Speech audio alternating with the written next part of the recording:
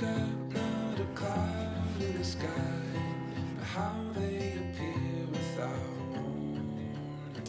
When you came along and I sang you a song, could it be wrong?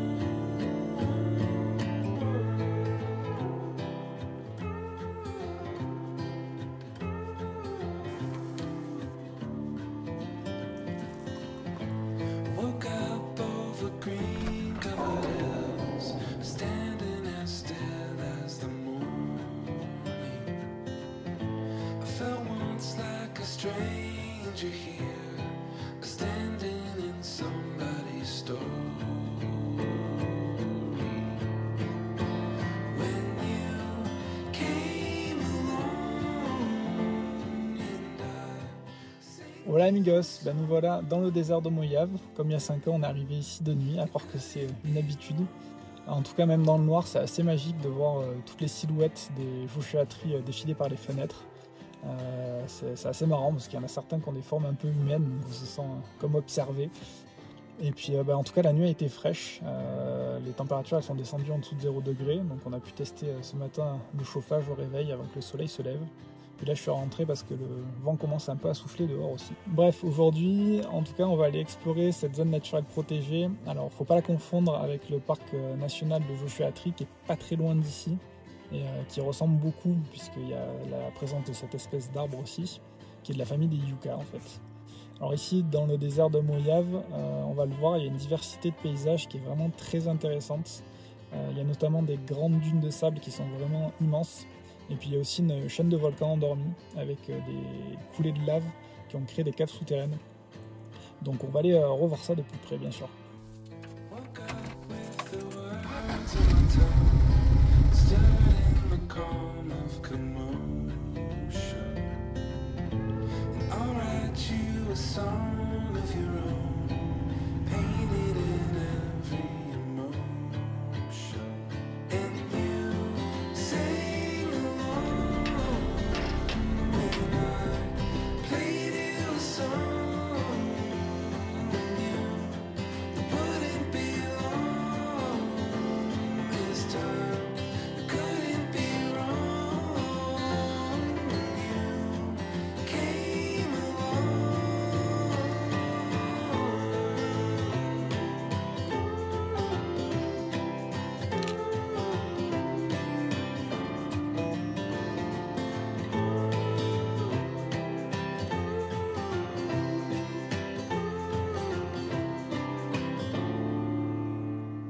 On a pris la route direction Sequoia National Park, toujours en Californie.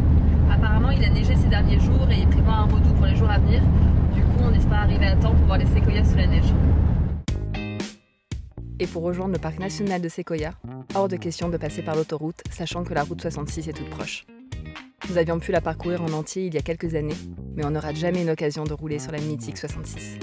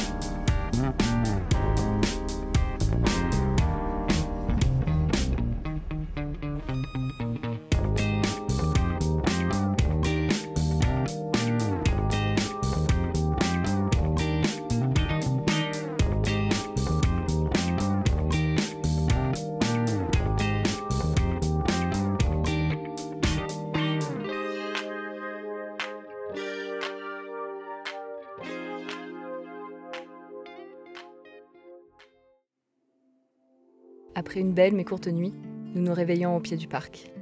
Les montagnes enneigées au loin nous montrent le chemin. Et après 1 heure de route, notre souhait de redécouvrir les séquoias sous la neige est exaucé.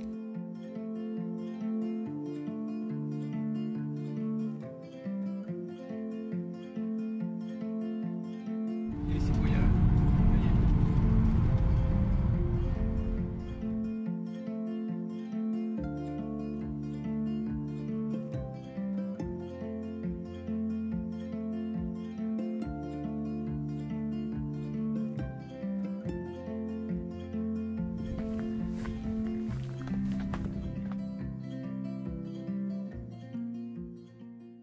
On vient d'arriver dans le parc de Séquoia. On est arrivé tôt ce matin, à 7h30. Il faut dire qu'on est assez matinaux. Il venait à peine de dégager la route devant nous. Et on est assez content parce qu'il y a de la neige. Et c'est assez magique de se retrouver ici, au milieu de ces grands arbres, parmi les plus grands arbres du monde. Et aussi les plus vieux, parce que certains ont plus de 3000 ans. Il y a aussi de sacrés beaux spécimens, comme le général Sherman, qui lui est l'arbre le plus large du monde. Il fait 31 mètres de circonférence. Et c'est assez impressionnant de voir ces grands arbres qui étaient là bien avant nous, qui seront là bien après nous, et devant lesquels on se sent si petit.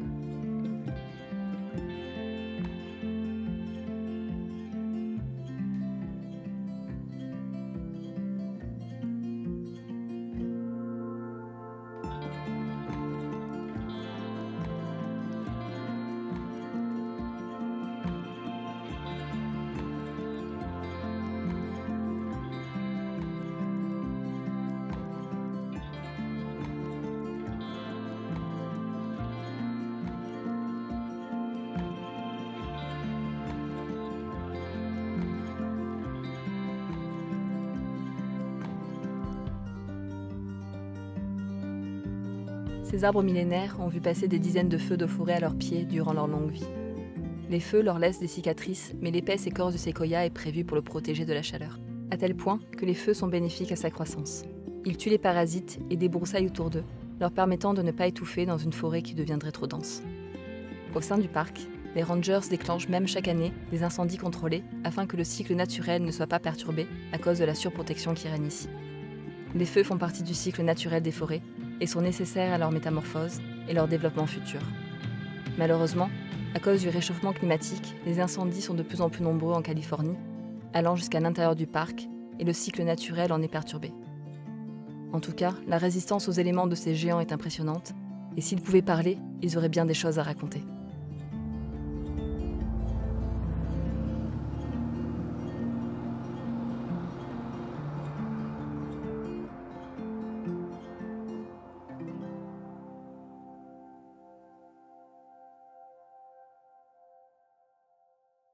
En nous rendant à notre prochaine étape, nous traversons un des greniers de l'Amérique. Des champs et des vergers à perte de vue, mais pas que.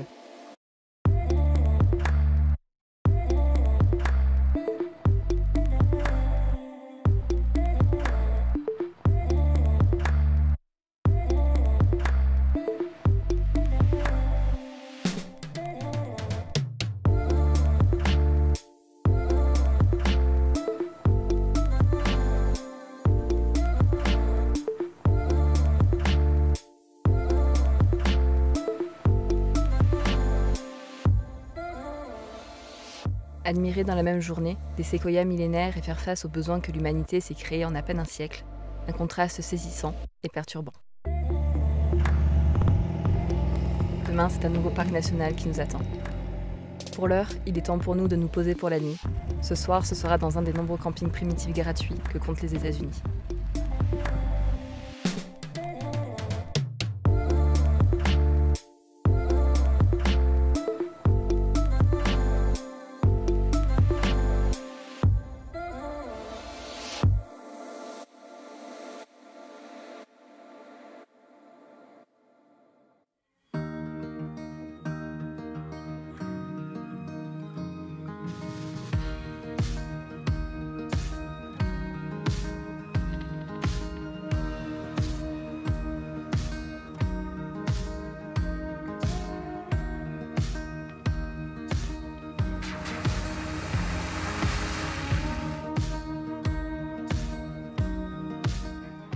Nouvelle journée et nouveau parc national. On change totalement de paysage et de climat.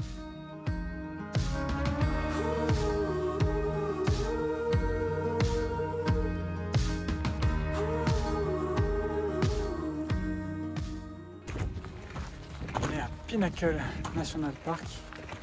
Il fait beau, il fait chaud. C'est ça la Californie en hiver. Mon t-shirt.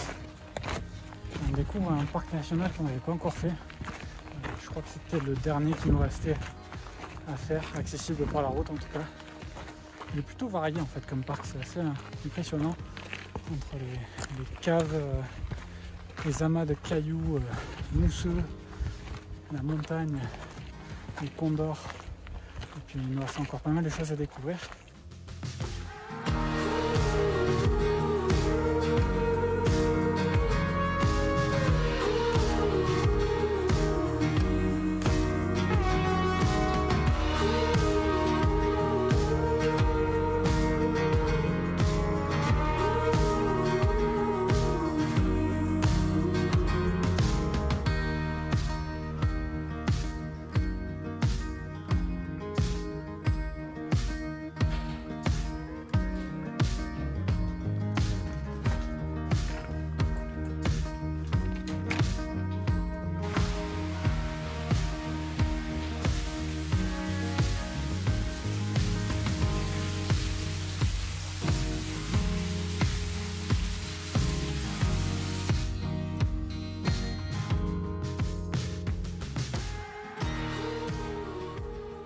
C'est marrant en fait, la cave qu'on vient de traverser, c'est un enchevêtrement de gros cailloux qui va dans la vallée là.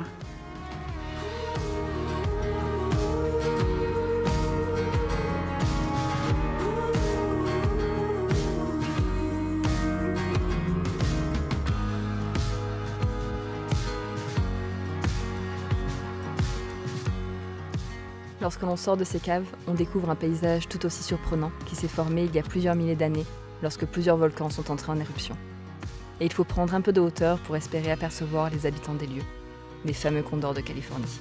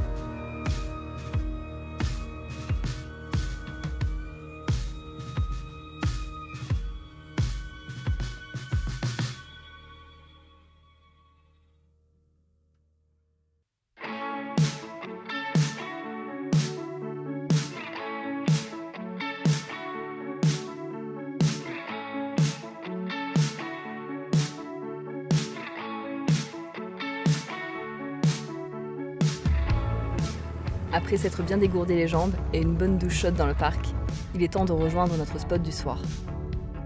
La randonnée ça creuse. Alors au menu, deep dish pizza maison, la spécialité de Chicago, et il y en a un qui est content. Tu veux manger de la pizza?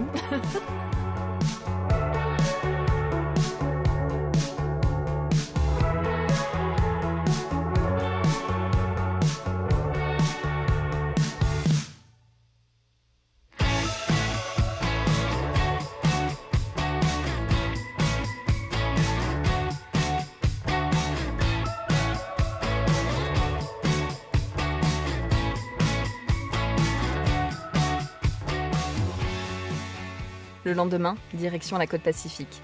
Pas pour y surfer, mais pour passer chez Go Westy. Arrêt obligé quand on voyage en combi.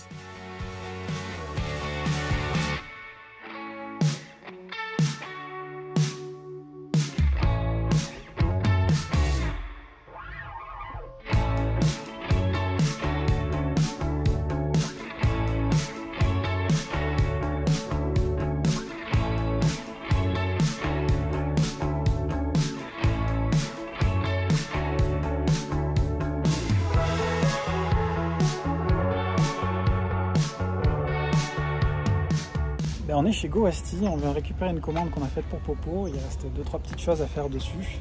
Et puis on a changé un meuble aussi, on montrera ça. Et puis au passage, on leur dépose la pièce qu'on avait changée sur Cactus, le découpeur central. Donc tant qu'à faire, on l'avait embarqué avec nous dans les valises et puis on l'aura déposé directement. Comme ça, ils pourront en refabriquer une nouvelle à partir de celle-là. Et puis on va en profiter d'être au calme, tranquille sur le parking pour faire les 2-3 bricoles qu'il y a à faire sur Popo.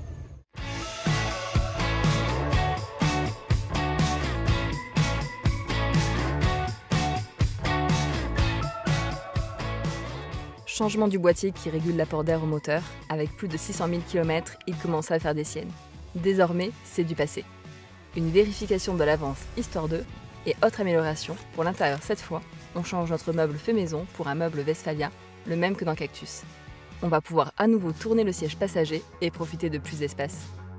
Dernière chose à faire avant d'avaler à nouveau les kilomètres de piste, changer les pneus avant. Plus de 55 000 km pour eux, et vu ce qui attend Popo dans les semaines à venir, mieux vaut qu'il soit correctement chaussé.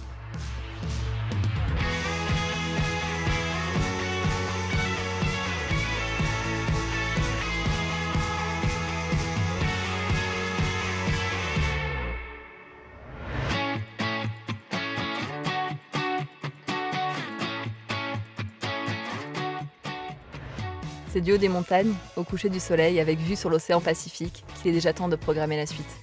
Les nouveaux pneus de Popo le démangent et de belles aventures l'attendent. On vous embarque ?